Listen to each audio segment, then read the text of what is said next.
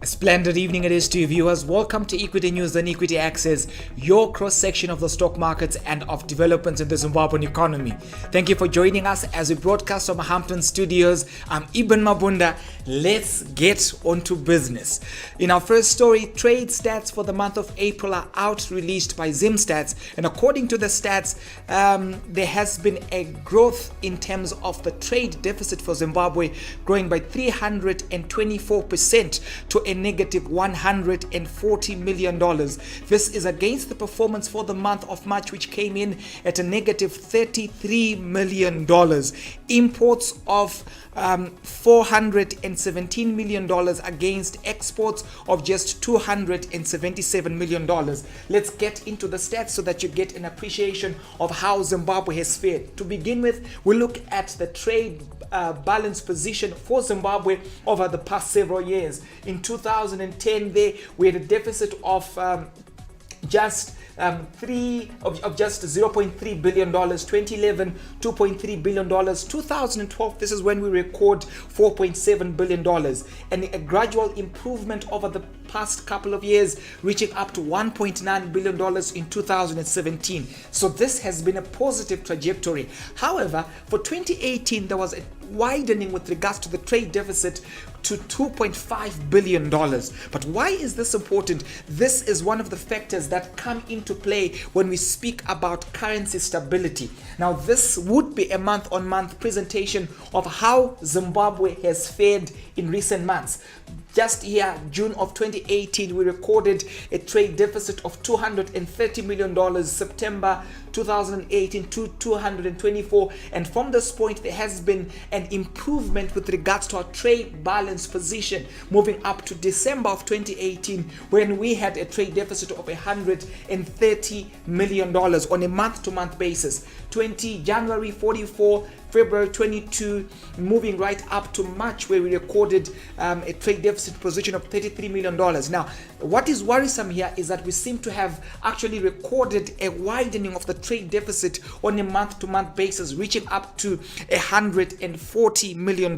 However, of note is the fact that there has been an improvement somewhat against the prior year performance due to a couple of factors, among them the lack of foreign currency in the country. So we will explore these details in our news review now. This then becomes how Zimbabwe has performed with regards to our imports. Now, as you can see, on top here, this is the bulk of all the other components that get into the figures. Then the line in red is your petrol, and then the line beneath that is your diesel. Now, if you look at the stats there, you look at November, how we actually recorded a significant increase there, where we sailed north of $100 million for diesel in that regard. And of course, petrol is just slightly less, but this is how Zimbabwe has fared, moving right up to April of 2019.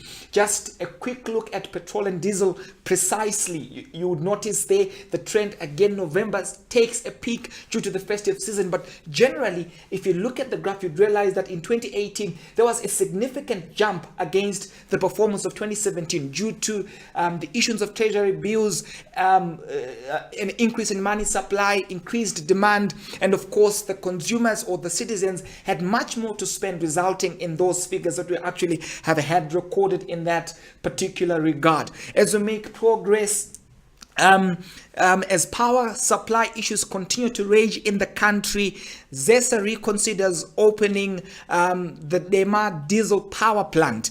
That power plant, of course, is owned by Secunda Holdings. Now, just according to an interesting revelation by Equity Access argues that according to the stats given by ZimStats, which of course are the trade data, they argue that prior to austerity for prosperity, Zimbabwe used to import power worth $17.6 million on a month-to-month basis. Now, in 2017, the figure was $16.2 million per month. And now, since austerity has come into play, we seem to have seen a dip with regards to the figures hitting as low as $3 million. Now, let's get into the stats so that you get an appreciation of the analysis that the Equity Access team has put together. This then here is the 2017, 2018, 2019.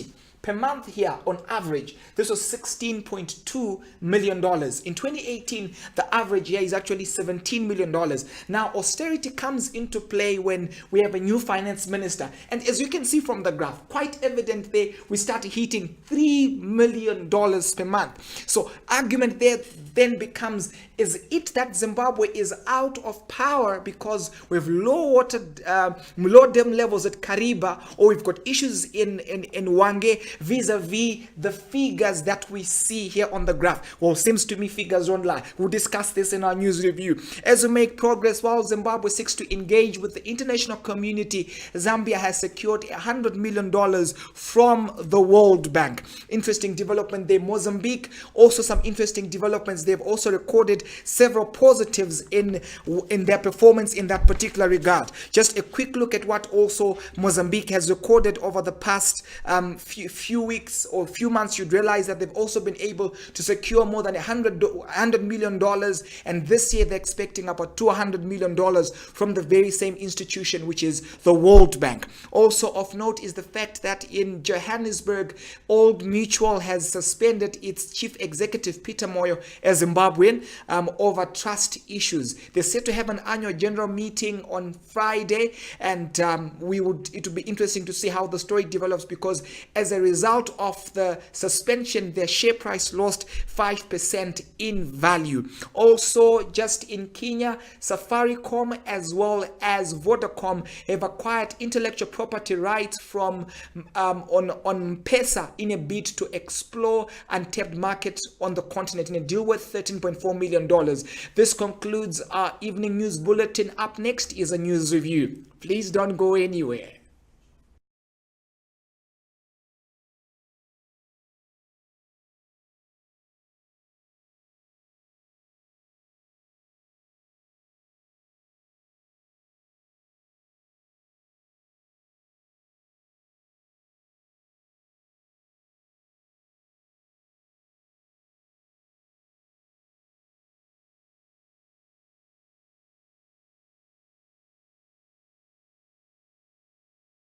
Welcome back, viewers. It's now time for news review, and with me to discuss a pack of juicy issues is, to my immediate right, is Tinashe Kaduo, who's an investment analyst here with us at Equity Access, as well as chief analyst to Spect Gwenzi. Gentlemen, good evening and welcome to the show. So it's my pleasure, Iman. Thank you. Beautiful. Now let's get the ball rolling. First and foremost, trade stats were released by ZimStats yesterday, and of particular interest is how Zimbabwe has actually fared. Maybe just to get into the figures of how Zimbabwe has actually performed. This, of course, would be the historical performance in terms of our trade position dating back to 2010. But of particular interest would be this figure here for April 2019, where we've got imports of $417 million against exports of $277 million, resulting in a trade deficit of $140 million. I will start with you, Respect. What is your assessment of the figures that we're just getting from ZimStats? So generally, when you look at year-to-date, on a year-to-date basis between January and April, our net trade deficit is significantly below the prior year. I think the ratios are, I mean, the difference is about 30% thereabout, where we are 30% in the right direction, I mean, compared to the prior year. When you then look at on a month-on-month basis. Just to come in there, what you mean by that is you're making comparison between this figure and that figure? No, I'm making a comparison on a year-to-date basis. The first 4 months of 2019 compared to the first 4 months of 2018. Okay. We are really in the positive.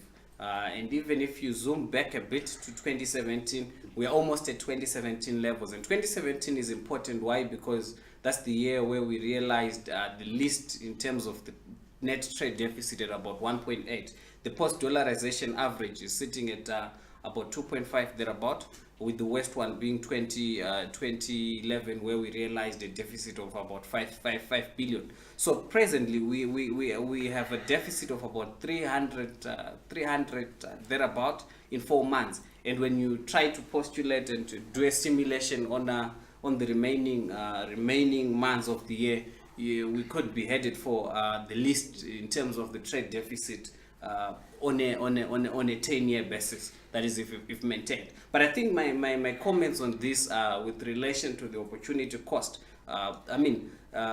These achievements are on the backdrop of slowing down imports.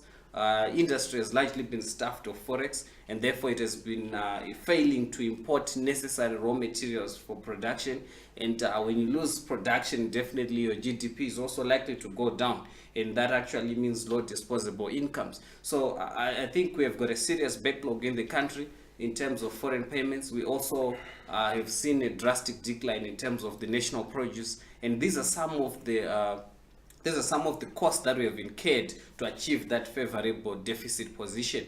And I think one of the key interesting subjects will be that of fuel. If you look at the numbers, the fuel numbers, they're really coming off sharply.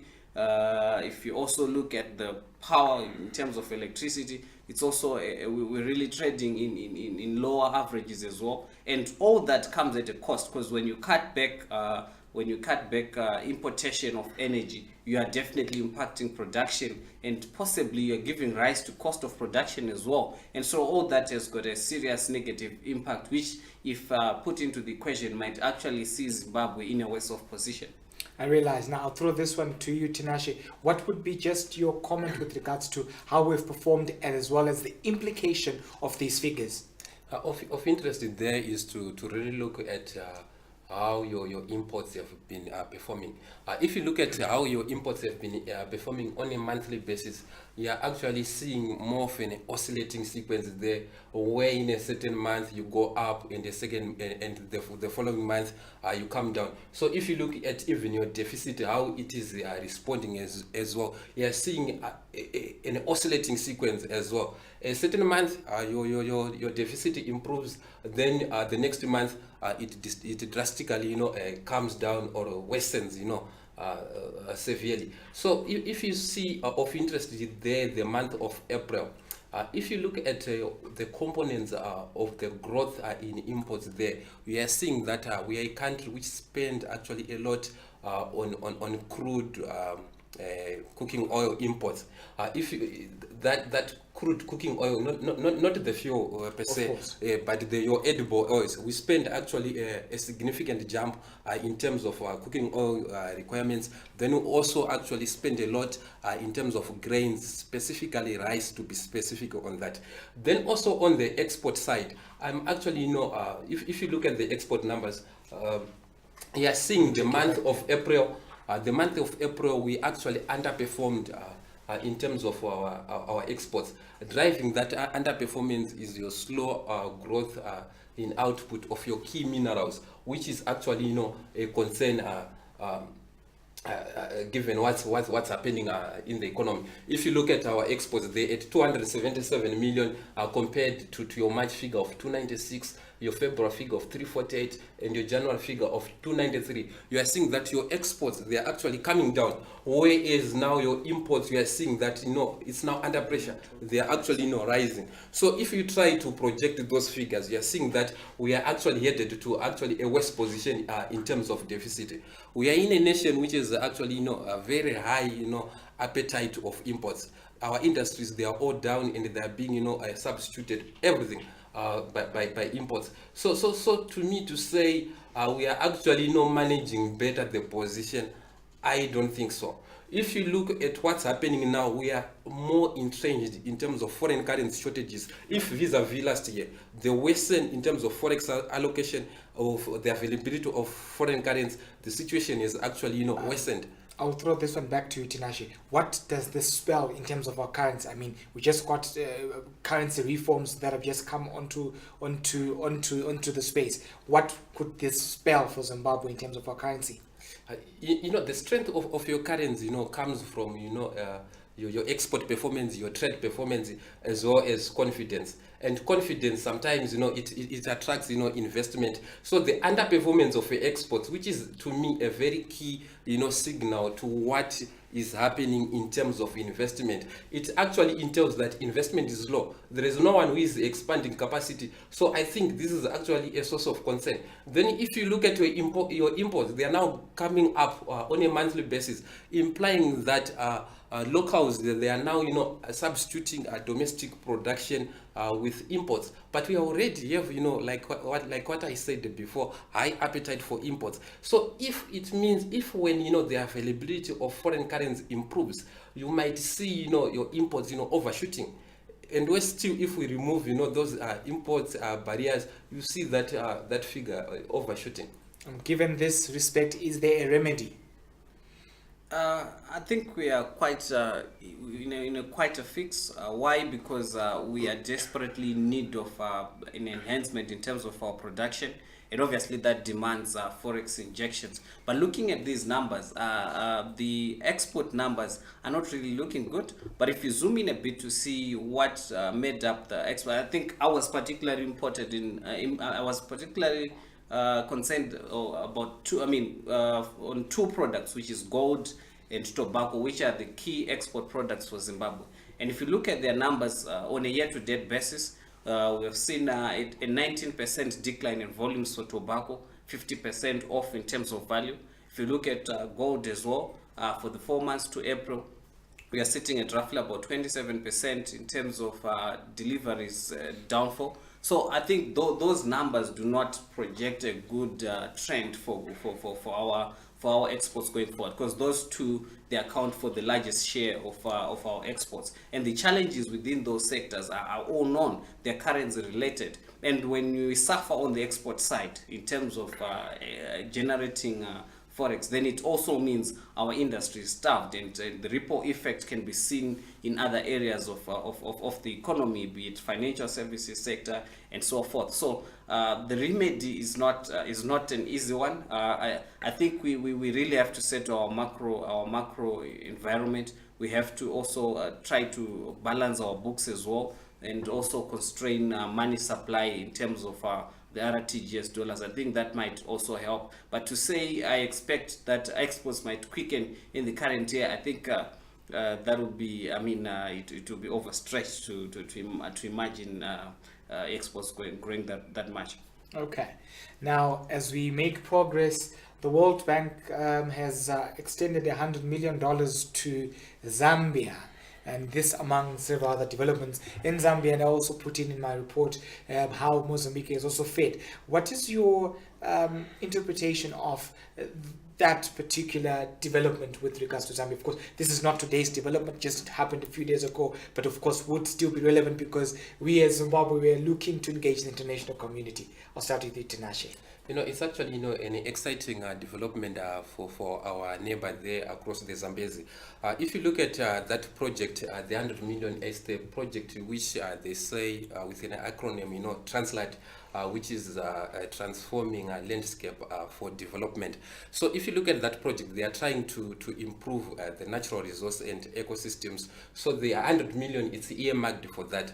But what I like much for Zambia, if you look at it, it's one of the countries that has been, more progressive in terms of implementing developmental policies, more consistently. It's a country, that introduced its vision 2030 in 2006 during the late President Mwanawasa's time. And every, successive government, from the government of, President Banda, President Sata, and now President Lungu, they are actually, driving or formulating their policies, trying to meet, the vision 2030. And their macroeconomic policy, which is the framework that guides their, all those other economic policies, the national development policy, because right now they are working on the 7th national development plan, which is their 7th economic development plan. If you look at it, those policies, they all speak to the same. They are aligned, and they all speak to the vision 2030. So this is actually, a positive development. And I think for Zim, what we need first is, to try maybe to restructure our macroeconomic policy formulation as well as implementation. What we need is to have, a crafted and a crafted down, vision, which you have, set targets such that we develop macroeconomic policies that are earmarked of meeting that vision. As it is, yes, in Zim we have now the vision 2030, but right now is something that was, just pronounced, yes, by His Excellence, but sometimes if it's not, crafted downwards, it might, sound like just a political rhetoric. So what I would want is for the authorities and even those planners in government to have, that vision crafted down, then they set macroeconomic targets to meet that vision. That will help, in terms of actually having, a long-term economic plan, and also in terms of implementing our budgets. It will be easier now if we have, a vision which is crafted and which have clear targets. It will actually even easier for us to assess the performance of those budgets, because we now have, the already set benchmarks of which to evaluate, or those budgets. As it is, that's why you see we don't have, that policy consistencies. We still have, all those policy inconsistencies wherever, and you see those authorities one day at a time, they come up with several policies. We move from Zimase to move from this policy to that policy, command policies to whatever policies. There is no clear planning. Zambia right now, from its independence, it only have 7 macroeconomic policies which were implemented chronologically. Zimbabwe And it makes sense. I lost count. Okay, I'll throw this one to you, Respect. What is your comment with regards to the development in Zambia? I think it actually speaks to how the international community views their macroeconomic, especially policies. In terms of economic stability, Zambia is kind of struggling at the moment, but they have been consistent in terms of how they approach their macro policies, and this has been one of the advantages which I believe not only the Western developmental banks, but even the Chinese as well, the Asian giants, they've been pushing their monies towards Zambia. I think it's about policy consistency. It's also about having sound policies as well in terms of targeting economic growth. So it's not a surprise that they've attracted this loan, and I think it's an economy with a huge potential for growth, and obviously they do deserve that. Gentlemen, I would want to give the other side of the coin, because you seem to be on the one side. Let me talk about the other side. First of all, the Vedanta's copper at Konkola mines, where government is now moving in to take over mines in Vedanta, and then also to talk about how this country is actually debt laden. I mean, in recent months, we've actually seen a lot of talk around Zambia, with some saying that this could be the recolonization of Zambia, this time by a different colonial master in the person of China. What is your comment with that is concerned? Because you seem to just be talking about Zambia in the positive. I mean, there has been currency instability where Zambia is concerned, and you coming in to paint that bright picture. Tinashe. If you look at Zambia, I can give you maybe, let's say for instance, in 1999, Zambian GDP was actually half that of Zimbabwe. We are 2 times, larger than Zambia. But with consistent policies, we have seen that, Zambia has grown at a faster pace. They have been averaging their GDP growth at around, 7% per annum for the past 10 years, and they've been consistent. Right now, it's a $26 billion economy in US dollar terms, whilst we are at 24.6 billion. So it's actually an economy that has overtaken us. But if you look at their policies, Zambia, in terms of its economic structure, it was anchored more on copper, and they relied much on copper as the only traditional, economic driver. But right now, because of those good policies, they've managed to attract investment, and those loans that you are referring to, Zambia has been investing that much in developing its infrastructure, your roads and your electricity. And right now, unlike Zimbabwe, we are still relying on Kariba, but they actually invested in another power generation capacity, your Kafuye Gorge, which the driver of their electricity, rather than the Kariba Dam. So investment in infrastructure is key. Yes, it come at a cost, increase the debt, but it's a sustainable debt. It's a debt in a key area, which is actually laying solid foundations for quick turnover. But if you look at your Vedanta, the one that you have referred to, what happened there is the authorities in Zambia, they increased the taxes, and those transnational miners, they don't want to pay those higher taxes. So the government is saying, if you don't want to pay those taxes, why should you continue producing if as a nation we are not benefiting from that? I think they should continue with that more aggressive stance, because those minerals, it's a natural resource, and that those taxes they are needed for economic development. Well, interesting discussion there with regards to that.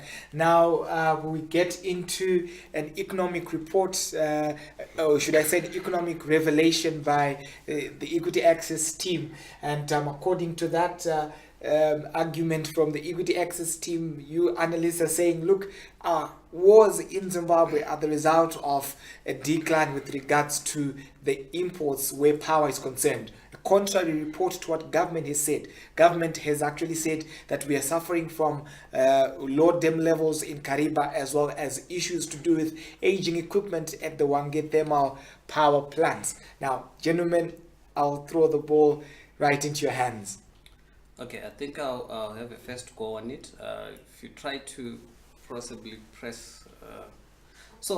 the narrative that is being thrown around by government presently is that the current challenges that we are facing in terms of electricity have to do with low dam levels. And if you do a study of the dam levels, which, the key one, of course, we generate most of our power from Kariba, and obviously Kariba is showing levels which are in that not so good levels. And so, they had to pick that as the key driver. But I think statistics from the Zimstats as released 1 day ago, they are really showing that from October onwards, we have really had a very drastic cut in terms of our electricity imports. And if you look historically in terms of the composition between what we generate and also what we import, I think we have been heavily skewed towards imports. And so that there has been a drastic fall since then. So obviously it's easy for us to attribute the decline in terms of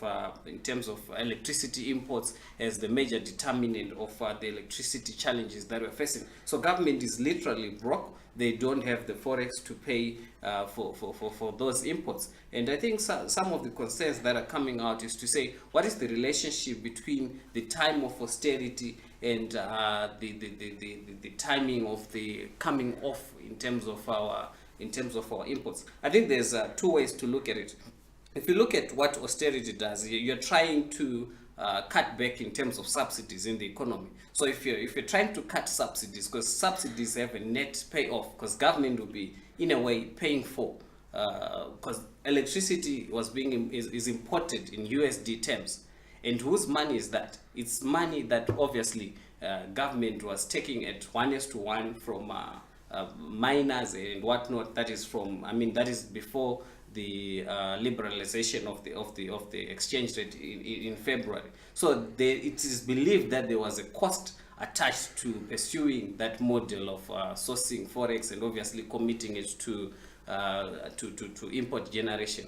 But now, obviously, there was that realization that we need to change tact, we need to preserve forex, and we obviously, the sources of forex, they were also even coming off as well. So they had to forego importation of electricity, to reduce importation of electricity in that regard and reduce the subsidization. And I think it can be attributed to austerity as well. What I can say is, as a nation, we haven't been able to meet, our requirements from domestic production, and we actually relying much on imports. But austerity by definition is cutting, your expenditure on those things that are necessary, then you spend more on those things that are necessary.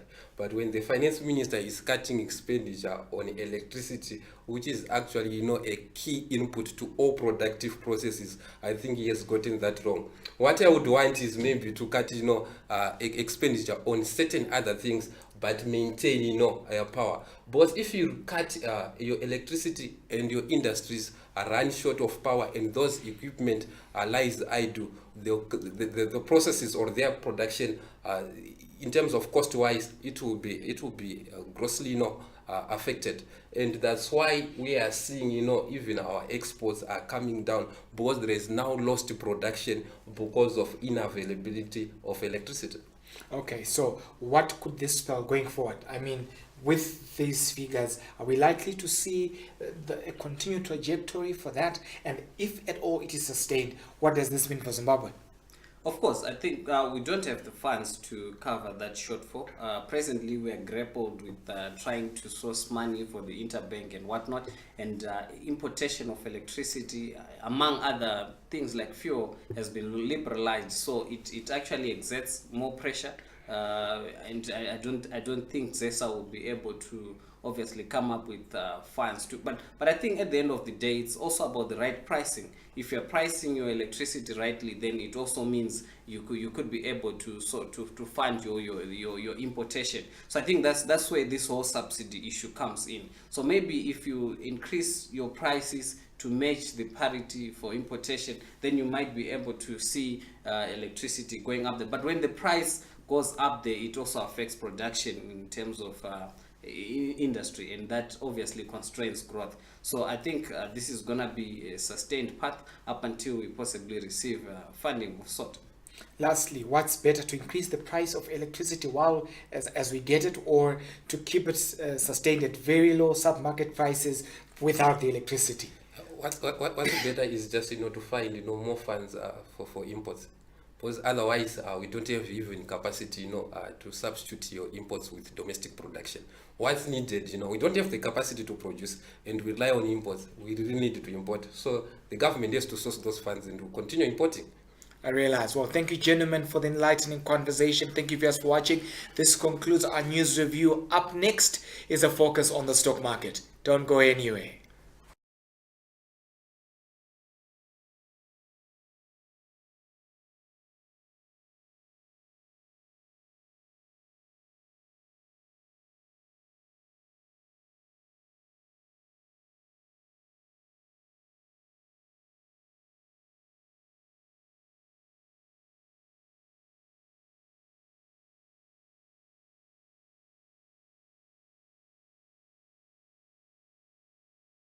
Good evening, ladies and gentlemen. Welcome to Markets Daily on Equity Access. I'm Anisu Chimbumu. Joining me here today is Respect Gwenzi, our Chief Analyst. Welcome, Respect. How are you doing today? I'm doing just good. How are the markets looking like today? The markets look very impressive again today, jumping up 3% again for That's both, quite a huge jump, both eh? the All Share and the Industrials Index. Now, we had trades that came up to about 14 million. So actually Wow, 12 million down from 14 million in the prior session, 15% decline. But still, those averages are above the normal day-on-day market averages, and the gain of about 3.5 and a weekly gain of almost 10%.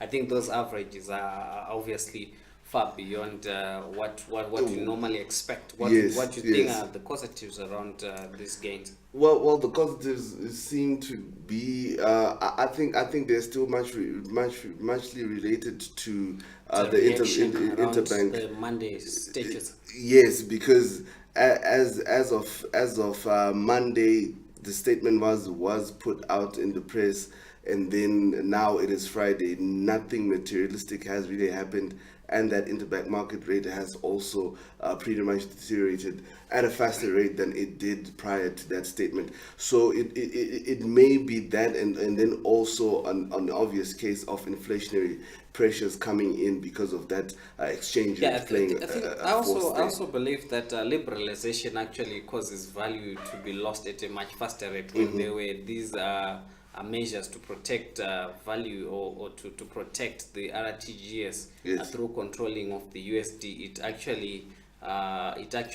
inflated, or it actually pushed the value of RTGS higher than it should be when there are no controls. So I think investors are quite they're quite concerned about that, and they're obviously trying to push their monies in stocks. Yes, yes, and the sentiment of the investors is not very much lost. They are putting money where it, I think, would make sense, the most sense at the current moment. Those who are losing in the right sense.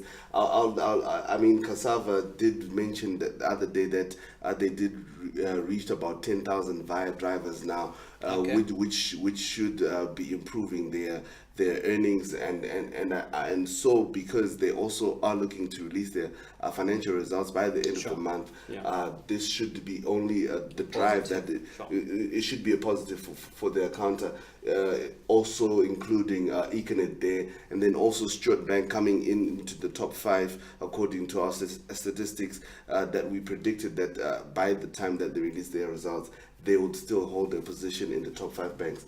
Okay, moving on. Week on week, 9.54 for the all share index, almost 10% there. ZSE top 10 being the key driver, going up 10.42%. Yes. Of course, the mining index is lagging just about 1 point something percent Percent, up. yes. Looking at the top risers for the week, FCB up 19.45% for the day actually. Simbisa up 12.3 to 100 cents. Zimplau, Getbacks, and Miko's capping the set. And the fallers? Turnal was the leader of 5 flankers today, coming off 14.9%, while FML is down 12.5%. Citco down 0.63%. Old Mutual and Enscore do kept that set, coming off 0.26%. I think Old Mutual, JSC, a reaction to the Petermere situation. Yes. Suspension, and also in Zim it marginally came off. Yes, it did. I think that's quite a concern. Yeah, but on the JS it did come off quite steeply, around about 4-5% thereabout. Turnal seems to be seems to be showing the true color of what the economy is actually going through. I mean, we don't have much foreign currency within the market, so construction industry in that sense would also be suffering much. Yeah, but they've cracked their model lately. They're now also having a serious exposure in agric, and they're going big, especially on tobacco, building barns and whatnot. And of course, I mean, it might be down for this season, but in the coming season or seasons to come, when conditions improve, they might realize. I do agree with you that it was the right move for them to actually move towards that spectrum, because construction and housing industry has not been very In 2019. Yes. Sure. Moving on to our forex market, the Old Mutual implied rate is at 7.01, while the parallel market is trading at about 6.95, almost 7 there, and then the interbank rate is at 4.8, which is an absolute figure of 4.76. That's a marginal gain on the prior session. I think it has been going up over the past 4 sessions, but the gains are not as firm. The obviously, the higher jump there was on Monday, where we saw the market going up by almost 25%, or as the market liberalized. But the rate has not really been going up that much. And trades also have been low. They're about 2.3 million a session. Between Tuesday and Wednesday, and those levels are not inspiring as well. I think that's why there seems to be this sustained variance between the interbank and also the parallel market. But an interesting article in the Independent today, the RBZ seems to be suggesting that banks and Beruti changes have to push their prices up close to the interbank levels. What do you think about that? I think if they push their prices up to the interbank levels, it wouldn't benefit them much in terms of profitability. So I think they would still want to keep their prices as to the rate that they are dealing with. While the government the RBZ coming in to say that they should it may be a little bit worrying because of how we have been crying foul about a lot of regulation and control on that market. I don't know how much. I think there's a fundamental underlying challenge within this market. Why? Because suppliers have to be the ones who dictate the price, not the RBZ. Now that they've removed controls, suppliers should come on board and demand the money that they want for their forex, and then a market rate should be set against that. Because all this regulation and guidance, I think it really shows a sustained hand in that market. And I also don't believe it's sustainable to resort to borrowing in order to liquidate this market. So, yes. I mean, it remains to be seen what the outlook looks like. But for now, it seems like we are still in it. The challenges are still remain with us. While the conundrum then continues, from me, Respect, and the Equity Access team, I would like to give a special shout out to Brighton and Tanaka and their team for holding the fort on the technical side of Equity Access. Now, do not forget to follow, like, and subscribe our YouTube, Twitter, and Facebook channels at Equity Access, and do visit our website www.equityaccess.net. Good evening.